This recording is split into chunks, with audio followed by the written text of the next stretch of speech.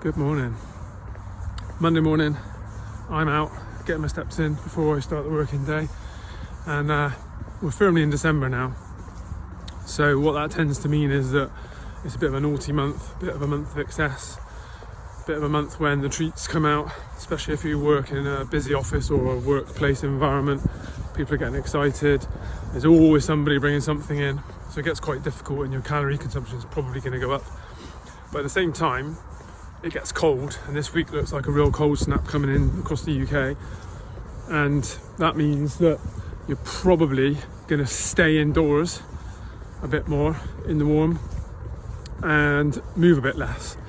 And if you couple moving less with eating a bit more, guess what's going to happen?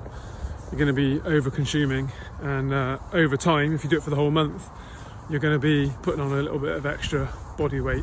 So if you've got a goal at the moment, or you don't want to do that, then you need to sort of pay attention to that, and you need to find a way to be able to manage that intake and manage that output.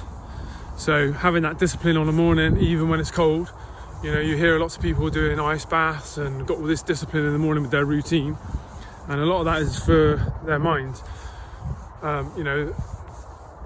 It's really important to kind of start the day off, if you can, doing something that's quite difficult, because if you can start the day doing something difficult and doing something that's you don't really want to do and you nail it, that means you can kind of approach the day and with a good attitude. You can do anything. You've already done the hard thing that day, and that's why a lot of people do these ice baths and things, because it's about the mental thing. It's about having a massive win in the day, doing something really uncomfortable, and then you can face anything in the day.